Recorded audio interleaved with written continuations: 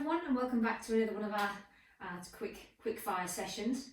So the hot topic at the moment seems to be home workers, desk-based workers now working from home, who are now sitting at the dining room table, stiff back chairs, no real work-based ergonomic assessments.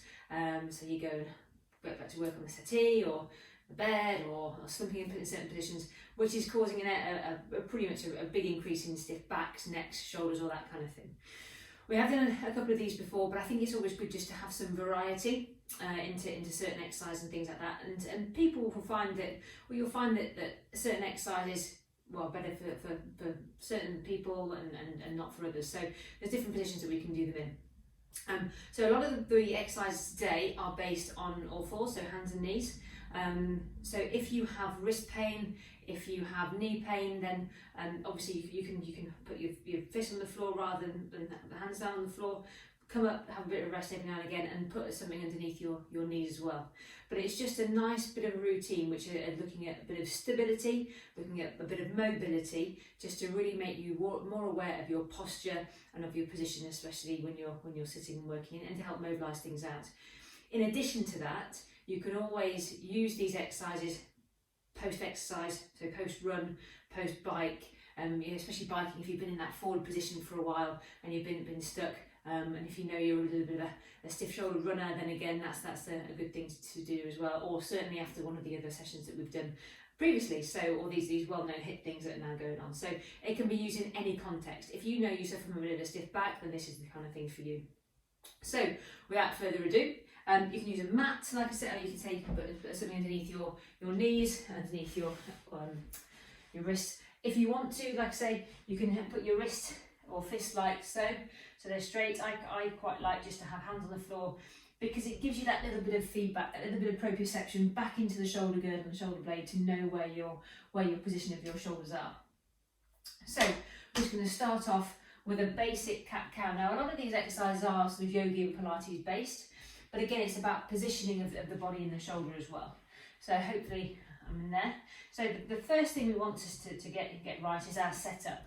So you want hips directly underneath your knees. Let's take that back a little further there. If you're all the way out here, you're going to be a big long knee that you can't get the movement that you want. So hips knees directly under your hips, and then your hands directly underneath your shoulders.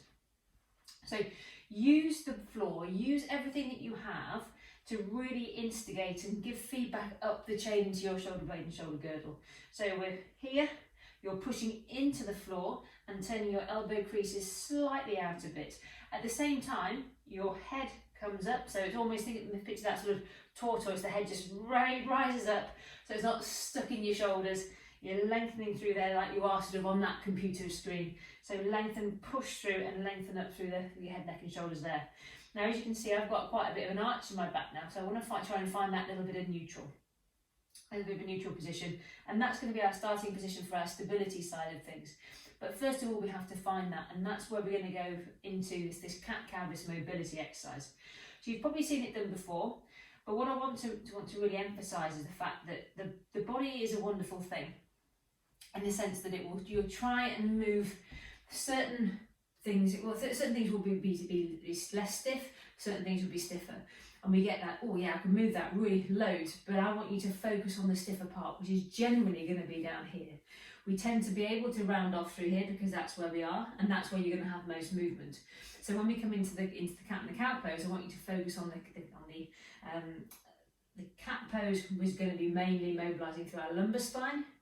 The cow pose is going to be looking into extension through the upper back as well. So what I mean by that, so hands underneath shoulders, knees underneath hips. I'm just going to drop the hips down. So you're dropping it and relaxing everything belly to floor. You're going to be looking up to the ceiling, but don't just look up with your chin. Sort of push shoulder blades down and then just gently look up to here. So you feel like you're getting mobility through the whole spine.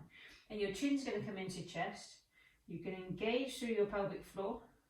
So pubic bone through up, and then just gently rounding off as you let your head drop, and then as you roll your pelvis underneath you, so your hip bone's coming underneath you here.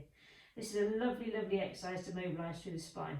And then just coming back down again, slowly, let everything relax. let the head come up, push through the hands again, shoulder, squeeze shoulder blade and looking up. And then can you see we're rounding off, so that's that angry cat, cow pose, and then we're coming to this angry cat. So we're thinking about rolling chin under, really putting that pubic bone underneath, holding that position, pushing through and rolling through here. So I'm quite mobile in the upper back, you can see that there, and then I want to try and really emphasise that lower body move to here. So looking up, pushing through, and then coming back down, focus from there, pull it into the navel, into the tum, pushing up there, letting the head go, rounding off there. A couple more times, letting that go. So don't do this too quickly, you want to really focus on mobilising into those stiff areas, the weak areas. Good, and putting it up there. One more time, so letting the hips go, the head go, rolling up and then coming back up, chin into chest, rolling through, pull up and hold. Good. Now we're working that one single plane, so we're just going to go into a little bit of rotation. So this is almost like a doggy wag. You might want to do this in the privacy of your own home, and with probably no one else there. They might wonder what you're doing. But certainly, so we're finding that neutral position. Now a neutral position like we've done before is that pelvic tilt. So this is our tilt forwards, we're rolling into pelvic, posterior pelvic tilt, and then neutral is that halfway house. So you want to feel that as you push into your arms and into your feet a little bit, you'll get an engagement in your tummy. And if you have a mirror or an iPad or something like this there, you'll be able to see that you want to have a sort of a neutral spine, a neutral, no real curve either way. And then from that, we're just going to push the hips to one side, and you're going to just turn to one side, and you can reach round, and that's a nice stretch for the side. And then go the other way, hands back, push hips in neutral, come round to the side, back the other way, back round, push hips to the side, so doggy wag to the side, round this away, hold that position, really nice side stretch, really getting deep into the lower lumbar spine, going through there and back off.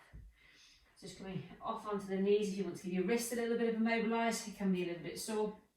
Do rest whenever you need to. Coming from there and then coming back onto these onto all fours again here. So we want to find this nice position, this nice long position, and we're just going to do a little bit of an opening up of a rotation of the whole body here. So again, finding neutral, put your hand onto your ear, and we're just going to rotate up. So your hand's on your ear so that your shoulder isn't and your hands aren't going back too far. So you want to put your hand on the ear there, push up through the stabilising arm, and then just up to the ceiling, just to there, and then back down, and then the elbow comes to opposite elbow, which comes up, which opens up the chest. Lovely, lovely stretch, really good thoracic opener. Keep the neck long as well. Open up, and then after you've done a couple of those, you can then come through into full open position of the arm. Make sure the arm doesn't go fully back, make sure it's in line with the shoulder. To there, open up, thread the needle, come through, bottom up. From there, and then you can put the arm up into this position. Backing down, pushing up through again, mobilise, open up, back through to here, and back down. So finding that starting position again, so we obviously do the opposite side, neutral spine, hand onto ear, push through that left stabilising arm, open up the shoulder and the neck as well, back down, elbow to elbow to here. So keeping that neutral all the time, keep that length, head, neck and shoulders. Good. Down. One more like this, opening up and down. Good, so pushing through, opening up. Notice also what we're doing here is brilliant for racket sport. mobilising all the way through to the rotational aspect of the shoulder, of the neck, and throughout the spine. So important. And up, opening up, pushing through, big long length. Down we go, and through to here. Good. And back again. So some real nice mobilising type exercise there. You just feel so much better even after doing a few. So you've got the cat-cow, you've got the doggy wag, thread the needle. We're going to go into a couple of stability exercises now. So again, on all fours, so rinse out those the wrists, can't even rinse that, mobilise out the wrists. You can go onto your fists if you want to at any particular time. So a lot of you would have done this before. Notice this is called bird dog, in the American phrases anyway. So, good. Okay, so in this position, nice and tall. So, what I want you to start to think about doing is to get some stability through your tummy. Now, you want to, once you find that neutral, you're then going to slowly transfer just the half bird dog, which is where the leg's going to come back. So you're going to keep that neutral spine and come through here. If the leg goes too high, you're going to lose that neutral position. So for example, if I just push back and lift my leg up there, you see my back has gone and I've lost that neutral. So you want to try and get each leg neutral, that leg doesn't go, the back doesn't go, so you're in a nice neutral position and you've got the butt working and we're coming back. So you don't have to lift your leg too high by any means. And if you feel comfortable with that, then we're going to take right arm, left leg, and we're going to slowly straighten it each out. Holding that position, keep engaging that tummy. So you've got a nice length in your head, neck, shoulders, your tummy is working, and then we're coming back down. If you just want to do legs, that is absolutely fine. If you want to add the extra challenge of this balance working, again, also absolutely fine. But making sure it's quality, not quantity. Back down. Pull in tummy, push through the arms, stabilise, hold, form is everything.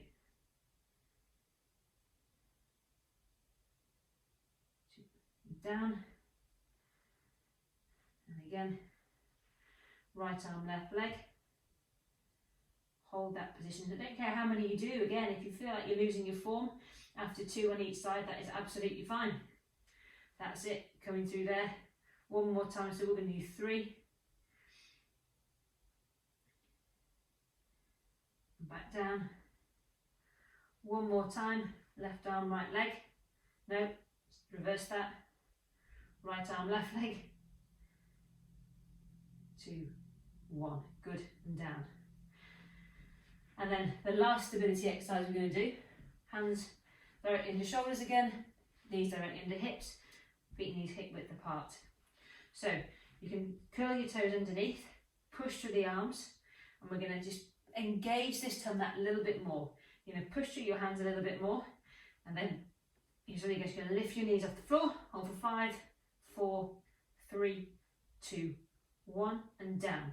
You should feel tummy work. You should feel shoulder blades work. You should feel work in the neck and your back as well to hold that position, that length. Your neck isn't dropping, it's not a nodding dog. Get some stability there. So lengthen through, push through the arms, up, lift off, 5, 4, 3, 2, 1, down. Relax a little bit, find your neutral again, engage that tum, lift off, 5, 4, 3, 2, 1, and down.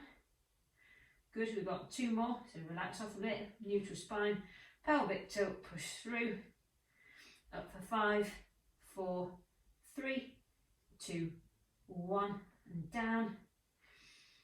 One more time, so you're going to pull up through the pelvic floor, through your tummy, up and lift and go for 5, 4, 3, 2, 1, down. Good. And from there, if you can, whilst child's pose or knees together, sit back onto the heels, end off with a nice, real nice mobilisation through your lower back. You cannot beat this. It just really opens up your back, neck, shoulders, sacroiliac joint, Obviously, if you've got hip or knee problems, probably not the best one for you, then do some of the other options. But just hold in this position and go with your breath. So big breath in, and as you relax, take that a little bit further, so reach those arms out a little bit further, push your butt back onto the heels, hold in there nicely, and then after you've done a few breaths, coming back, kicking back through. So that's just a nice little sequence, nice routine to really open up back, give some stability to the back as well. If you are sitting for a lot of the day now, or you're not sort of in the gym and doing any sort of mobility stuff. Wrists, knees, like I say, just be careful with those. You don't have to do all the exercises in one fell swoop, but just doing regularly would be really good. So hopefully that's loosened off some of those stiff backs, and look forward to seeing you again. Take care.